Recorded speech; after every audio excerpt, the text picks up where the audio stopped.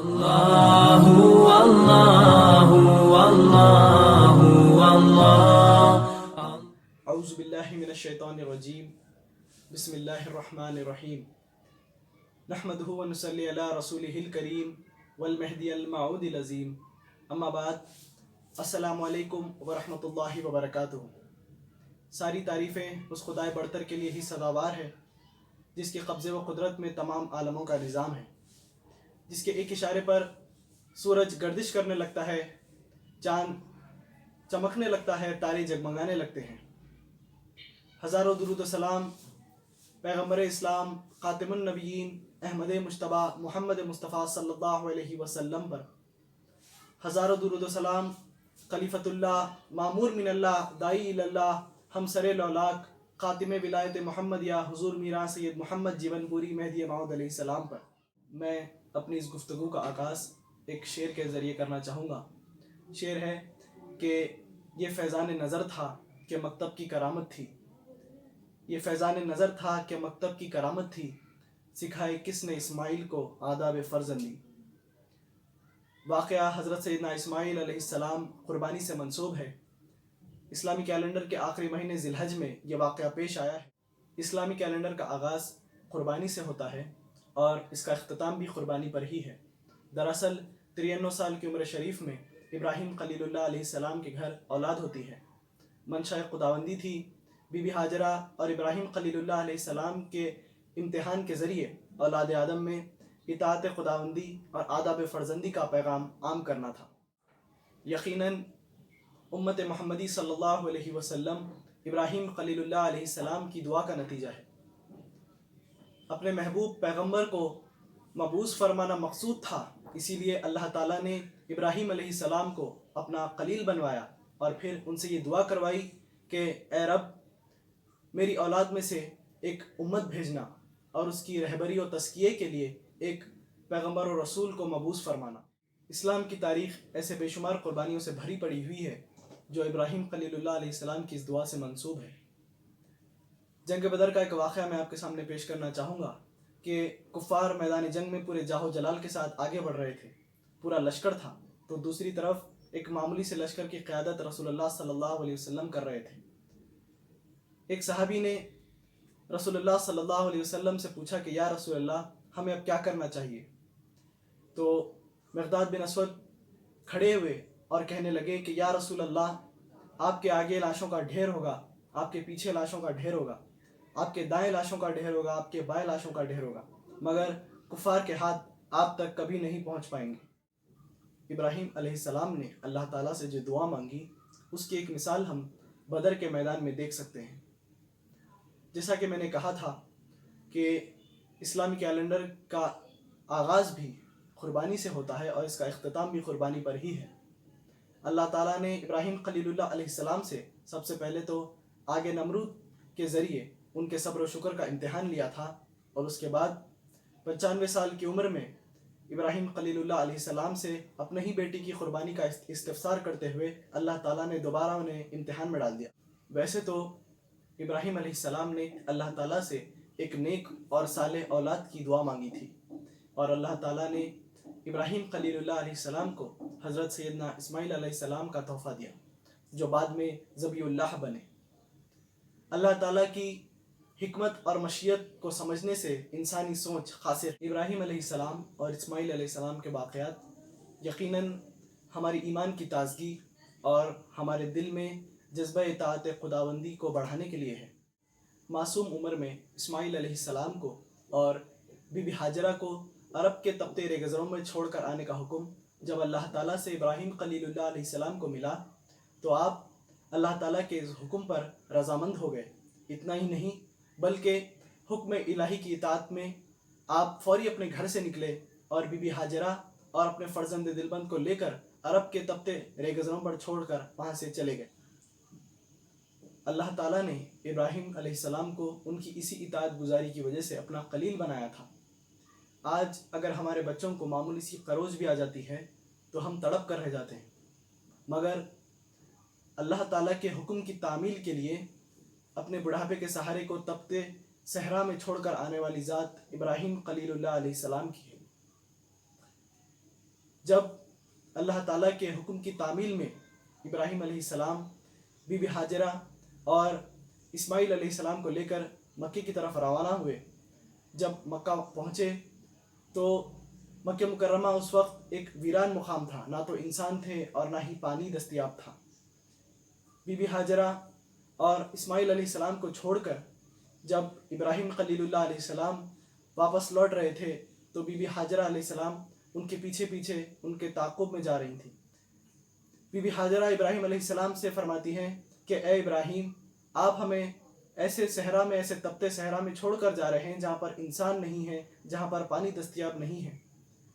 ابراہیم علیہ السلام نے بی بی ہاجرہ کا کوئی جواب نہیں دیا اور آپ چلتے رہے۔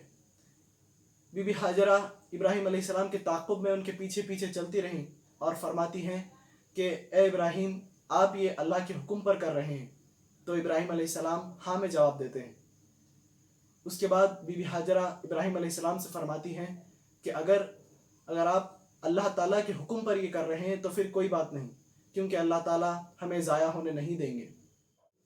یہاں پر دلچسپ بات یہ ہے کہ بی بی ہاجرہ کو اس عمر میں حکم الہی نظر آیا تو یقیناً ان کے دل سے فقر و فاقہ، پیاس، خوف، پریشانی کے تمام آثار غائب ہو چکے تھے۔ اگر انسان اللہ تعالیٰ کے حکم کی تعمیل کرتا رہے تو تعجب کی بات نہیں ہے کہ اللہ کی فتح اور نصرت انسان کا مقدر بن جاتی ہے، اور اللہ تعالیٰ اپنے فرما بردار بندوں کو بے شمار نعمتوں سے نوازتا ہے۔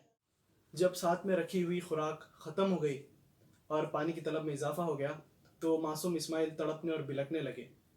شیر خوار کی یہ تڑپ ماں سے دیکھی نہیں گئی اور بی بی ہاجرہ کھانے اور پانی کی تلاش میں پاس ہی میں موجود صفا پہاڑی کی طرف روانہ ہو گئی۔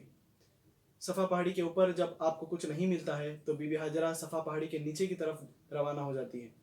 اس چکر میں معصوم اسماعیل بی بی ہاجرہ کی آنکھوں سے اوجھل ہو جاتے ہیں۔ بی بی ہاجرہ اس تڑپ میں کہ معصوم اسماعیل کس حال میں ہوں گے یہ دیکھنے کے لیے وہیں پر مروہ پہاڑی کے اوپر روانہ ہو جاتی ہیں، مگر وہاں سے معصوم اسماعیل دکھائی نہیں پڑتے تو بی بی ہاجرہ واپس صفا پہاڑی کے اوپر روانہ ہو جاتی ہیں۔ ایسے ہی بی بی ہاجرہ کھانے اور پانی کی تلاش میں صفا اور مروہ پہاڑی کے ساتھ چکر لگاتی ہیں۔ اللہ تعالیٰ کو بی بی ہاجرہ کا یہ عمل اتنا پسند آیا کہ اللہ تعالیٰ نے فریضہ حج کے دوران اس عمل کو تمام مسلمانوں پر لازمی کر دیا۔ یہی وہ مقام ہے جہاں پر ادائیگی حج کے دوران تمام مسلمان صفا اور مروہ پہاڑی کے درمیان میں حج صحیح کرتے ہیں تاکہ اس واقعے کی یاد تازہ ہو جائے اور تمام مسلمانوں کو بی بی ہاجرہ اور اسماعیل علیہ السلام کو درپیش تمام مشکلات کا اندازہ ہو جائے۔ آخری مرتبہ جب بی بی ہاجرہ صفا پہاڑی کے اوپر آئیں تو انہیں حضرت سیدنا اسماعیل علیہ السلام کے پاس سے کچھ آوازیں سنائی دیتی ہیں۔ وہ حیرت کے ساتھ اسماعیل علیہ السلام کے جب قریب آتی ہیں تو دیکھتی ہیں کہ حضرت سیدنا اسماعیل علیہ السلام کے قدموں کے نیچے سے ایک نہر بہہ رہی ہے۔ صابر بی بی ہاجرہ کی مدد کے لیے اللہ تعالیٰ جبرائیل علیہ السلام کو حکم دیتے ہیں۔ جبرائیل علیہ السلام وہاں پر آ کر اپنا پر زمین پر مارتے ہیں جس سے وہاں پر ایک چشمہ پھوٹ جاتا ہے۔ اس چشمے سے آج بھی لاکھوں فرزندان توحید مستفید ہو رہے ہیں جس کو زمزم کہا جاتا ہے۔ بی بی ہاجرہ اس پانی کو اکٹھا کرنے اور ضائع ہونے سے بچانے کے لیے وہاں پر اس کے اطراف و اکناف پتھر لگا دیتی ہیں جس سے وہ ایک چشمہ بن جاتا ہے۔ چونکہ چاروں طرف صحرا تھا اسی لیے پرندوں کا بھی وہاں پر گزر نہیں ہوتا تھا، مگر چشمے زمزم کے رونما ہونے کے بعد پرندے بھی وہاں پر آنے لگے تھے۔ یمن سے ہجرت کرنے والے قبیلے بنو جرہم کے لوگوں نے جب وہاں پر پرندے دیکھے تو وہ سمجھ گئے کہ وہاں پر کچھ بات ضرور ہے۔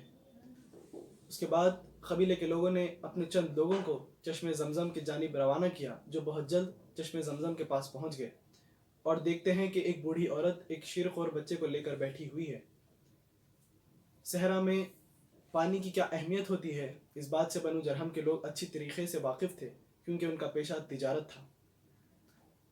قبیلے کے لوگ بی بی ہاجرہ کے حضور میں پیش ہوتے ہیں اور چشمے زمزم کے پاس پڑاؤ ڈالنے کی اجازت مانگتے ہیں، اور بی بی ہاجرہ انہیں اجازت دے بھی دیتی ہیں مگر اجرت کی ادائیگی کی شرط رکھتی ہیں، اور اس شرط کو بھی بنو جرہم کے لوگ قبول کر لیتے ہیں۔ ایک طرف بنو جرہم बीबी हाजरा की मईशत का सामान बन गया, तो दूसरी तरफ इस्माइल अलैहिस्सलाम की परवरिश बनु जरहम में होने लगी। यही नहीं बल्कि बनु जरहम के लोगों से इस्माइल अलैहिस्सलाम ने अरबी ज़बान सीखी और देखते ही देखते कबीले के अरबी दान में इस्माइल अलैहिस्सलाम का शुमार होने लगा। फसी और बलीग अरबी में कबीले के लोगों से बातचीत करने की वजह से कबीले के मुअज़्ज़िज़ीन इस्माइल अलैहिस्सलाम को इज़्ज़त और एहतराम की नज़र से देखने लगे थे और आगे जाकर बनु जरहम की एक लड़की से इस्माइल अलैहिस्सलाम का निकाह भी हुआ। इब्राहीम अलैहिस्सलाम की दुआ की वजह से बीबी हाजरा और इस्माइल अलैहिस्सलाम अल्लाह ताला के हुर्मत वाले घर के पास आबाद हो गए। इब्राहीम अलैहिस्सलाम साल में 1-2 मरतबा बीबी हाजरा और इस्माइल अलैहिस्सलाम की कैफियत मालूम करने आया करते थे। जब आपने ख्वाब में देखा कि आप अपने ही लख्ते जिगर को अपने हाथों से ज़ुबा कर रहे हैं, तो अल्लाह ताला का हुक्म बजा लाने का आपने फ़ैसला कर लिया, क्योंकि अंबिया अलैहिस्सलाम के ख्वाब कोई वसवसा या फिर शैतानी चल नहीं हो सकता। या तो वो अल्लाह ताला का हुक्म होता है या फिर अल्लाह ताला की तरफ से अपने नबी के पास ख्वाब के ज़रिए भेजी जाने वाली वही होती है। इब्राहीम अलैहिस्सलाम ने ये तमाम माजरा इस्माइल अलैहिस्सलाम को सुनाया और उनसे उनकी रजामंदी मांगी। अगर चाहते तो इब्राहीम अलैहिस्सलाम सीधा सीधा इस्माइल अलैहिस्सलाम को ज़ुबा कर दे सकते थे, मगर इस बातचीत में इंसानियत के लिए सबक और नसीहत है। इब्राहीम अलैहिस्सलाम की मंशा ये थी कि वो इस रजामंदी के सबूत में अपने फ़र्जंद को शामिल करें। आदाब फ़र्जंदी की इंतहा तो देखिए, जब इस्माइल अलैहिस्सलाम को ख्वाब में ज़ुबा करने वाला वाक़या इब्राहीम अलैहिस्सलाम सुनाते हैं, तो बिना किसी तौक़ुफ़ इस्माइल अलैहिस्सलाम फरमाते हैं कि ए अब्बा जान, आपको जो हुक्म मिला है उसको बजा लाइए। क्योंकि इस्माइल अलैहिस्सलाम ये बात जानते थे कि अंबिया अलैहिस्सलाम के ख्वाब हकीकत पर बनी और वही होते हैं, और अगर इसका तरद्दुद करते तो उनका शुमार नाफरमानों में हो जाता। ना तो कोई परेशानी का इजहार किया और ना ही ये सवाल पूछा कि मुझे क्यों ज़बा कर रहे हो। इस्माइल अलैहिस्सलाम ने फरमाया कि ए अब्बा जान, आपको जो हुक्म मिला है वो करें, इंशाअल्लाह आप मुझे साबिर पाएंगे। ये तमाम गुफ्तगू इस्माइल अलैहिस्सलाम की इताअत गुज़ारी और तवक्कुल अल्लाह की भरपूर मिसाल बनकर आज उम्मत के सामने मौजूद है। सैयदना इस्माइल अलैहिस्सलाम इंशाअल्लाह आप मुझे सब्र करने वालों में पाएंगे कहकर अल्लाह ताला की ज़ात अक़दस पर कामिल यकीन और हुक्म खुदावंदी की इताअत को पेश किया है।